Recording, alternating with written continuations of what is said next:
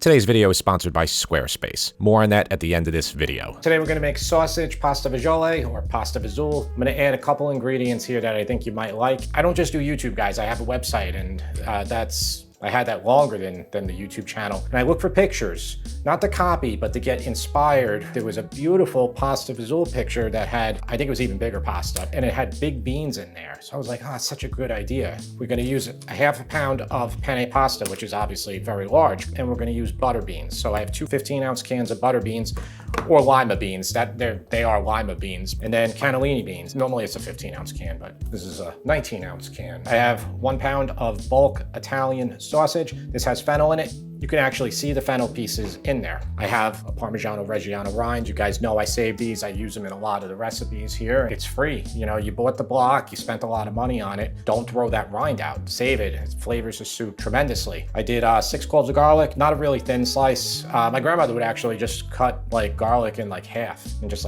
throw a bunch of them in there. I kind of like it that way in pasta Fazool, but feel free to mince, slice. We're gonna use 8 cups of water. I only have 4 here. We're only gonna use a tiny bit of tomato. So this is 3 tomatoes, just 3 canned plum tomatoes. We also have onion. That was a medium onion diced. These are simple ingredients, but the end result is going to look very different than your typical dish. I'm not using a stainless. I'm going to use this so you can see inside of it. A Dutch oven, you know, higher, heavier pot would be better here, but this will suffice.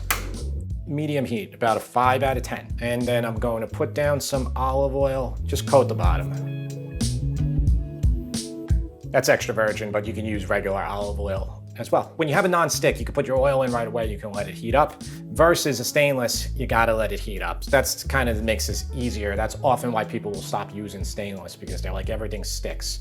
Nothing sticks to stainless if you heat it up correctly. But this is non-stick and we'll be fine. I'm gonna put the sausage down and I'm just gonna spread it out. Try to get it as flat as you can so it'll get brown, at least on one side. You'll see there's a lot of fat in here. When they're doing the grinder, they do a very coarse grind. You buy it from like certain places, like I know Whole Foods or Costco, it'll be very, very ground, almost like a hot dog. You won't have like that texture in there, but that's fine too. Those are good as well. You gotta work with what you can get. It's getting a little bit of color there. I'm just gonna move it over, let it stay on that one side so it gets a little bit of color, and then we'll put our onions in. And we'll give the onions a little bit of a head start on the garlic, just so the garlic doesn't burn. Though your garlic probably wouldn't burn with all this sausage in here now. Okay, as those onions are cooking, I got a little blade here. I'm just gonna chop up the sausage. I often get asked about, do I have the sausage breaking tool? I don't really have any tools, guys. I like to just keep it simple. I think it got brown enough on that one side, so I'll flip it, and I'm gonna move those onions in there with it. I just made the center open there and put the garlic in. Get a little bit of color on this. So while this is going, I have the cans of beans. I would drain this, but I really wouldn't rinse it. You'll still be able to keep some of that starch on there. You can also just throw it in with this, but then you're definitely not gonna need any added salt or anything. These beans are awesome. They have a different texture than cannellini beans, but I think you're really gonna like them. I'll open up the other cans and then let's get the tomatoes in. There's a little bit of juice coming out of them too. You don't even have to add any tomato here. All I'm doing is just cutting it up a little bit, like this. I got another one of these salt boxes and I put my hot red pepper in there now. I'm gonna put some down and I'll mix it around. 8 cups of water. Well, I hope I can fit it. So here's the rind. All right, we'll put it in here. Here's the beans. That's the cannellini beans. So you can see the difference. So cannellini bean and butter beans. They have a little bit of different texture. The butter beans are kind of mealy. I'm gonna bring this up to a simmer and then we're gonna get our pasta in. So that's gonna take a couple minutes for this to come up to a simmer. We want it to simmer to kind of soften our beans a little bit and to get some of that flavor out of the Parmesan rind. So it was boiling for a few minutes. I lowered the heat down to a 4 out of 10. Now you can do one of two things. If you have an immersion blender, if you have a regular blender, or you can just use your spoon and just mash the beans. Now, some people don't like to mash the beans at all, but I think mashing them is good because then it will thicken up your soup. But this is really a matter of personal preference. That's what pasta Fazool is. You know, everybody makes it a little bit different. So I'm gonna do this for about another minute. I wanna definitely see some of the beans there. I want some texture in it. And then we'll get the pasta in. That's a half a pound of penne pasta.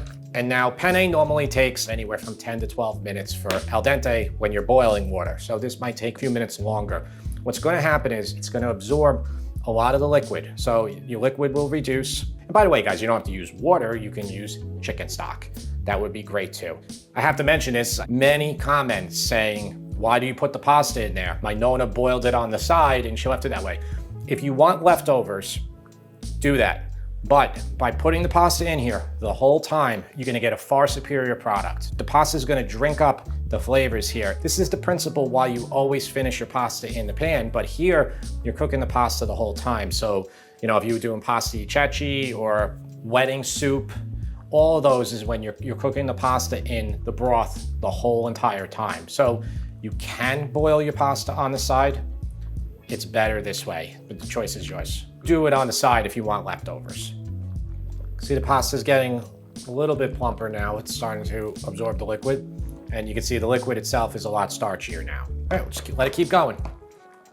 Dare I say this might be better than the other pasta fagioli recipe. And everybody loves that one, guys. I think it hit home with people a lot about like the experience that they have growing up. Pasta fagioli, it was probably the dish we had the most. So I almost got bored of it. Like I did get bored of it. I was like, Mom, you made that again, you know? And then the desire for it was rekindled, and I think that's what resonated on the video. I think a lot of you people too. Maybe the person who made it for you is no longer around, so. It's a simple dish. This is not your standard one, but the elements are all the same. Maybe it could go a tiny bit longer, but the situation that I'm in here, we won't eat it for a while. You could take the parm rind out if you want. You can even eat it like this. I think it has enough salt from the sausage and everything else, but we will see. That's incredible. Between the 3 cans of beans, sodium in there, and the sausage, it's good. I'm just gonna add a little bit more pepper. You could use hot red pepper flakes like we did early on, or some black pepper.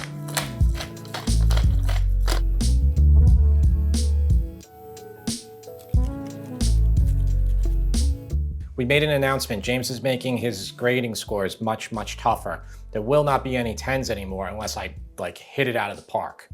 So, no pressure on me, I guess. Want some hot pepper? Oh, you good? Yeah, sure. It's my fancy pepper box. Yeah, that's pretty fancy. I don't know about this. He doesn't seem that enthused. I'm enthused. I think it's amazing. It's okay. It's okay.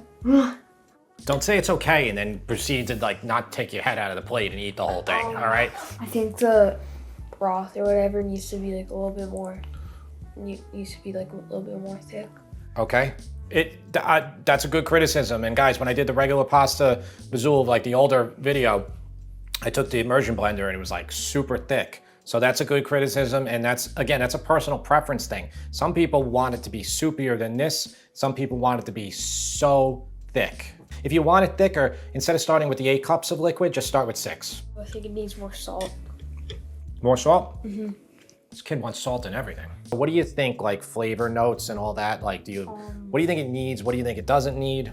So, I kind of like the beans or whatever these are. Like, I think they would be better if they're smaller. Yeah. And, I like the texture of the sausage. I think, and the broth needs to be thicker and it needs more salt. I'm gonna give it 7.5. Okay. All right. I think that's a flop. That's okay. It's okay. Listen, a lot of people they'll say to me, they go, I'm surprised you leave your son's ratings when it's not too well. This isn't like Gordon Ramsay's challenge or something like that. This is just my son giving me ratings. But my wife's gonna bail me out here, all right? I don't know about that. Well, you let me know what you think. Okay. Oh, that looks so good with the cheese. Yep. I'm like trying to like get my score raised here. I'm trying to get like a little bit of everything. Yeah. I think I might need to try a little bit. Hey! What are you gonna do? You gonna change your rating? Maybe. I'm with James that I think it could be a little bit thicker. Okay. Because I do like pasta fagioli when it's really thick. I think it's got really good flavor, but the one thing that I feel like I'm missing, because I'm so used to like the way you make pasta I know what you're fagioli. gonna say. Can I say? Yeah. Rosemary. Yes. Yes. Okay. Yeah. Well, I didn't want to make the same exact dish again. No, I know, you I know. So Yeah. this is different. So like I'm comparing it Yeah. to that. I'm gonna defend myself a little bit here. So guys, it's only been 10 minutes and you can see how much thicker it is right now. Okay, and this is what happens. Like all I right? almost want this to be like less of a soup and more of a pasta. Yeah.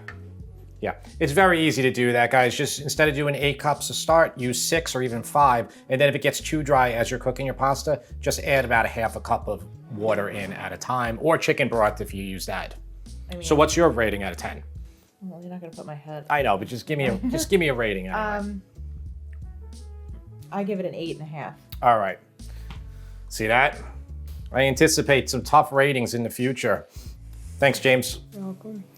Still love you, buddy. Squarespace is a platform that allows you to build your own website, whether it's a blog, online store, or photo portfolio. Squarespace has a variety of clean and professional templates you can use to match your own aesthetic and is so easy to use. They offer blogging tools to share recipes, photos, or recommendations, SEO tools to help you maximize your position in search results, and through Squarespace scheduling, your clients can check your availability and book their appointments with you. Great for small business owners. So guys, head to squarespace.com for a free trial, and when you're ready to launch, go to squarespace.com/sipandfeast to save 10% off your first purchase of a website or domain. And a big thanks to Squarespace for sponsoring this video.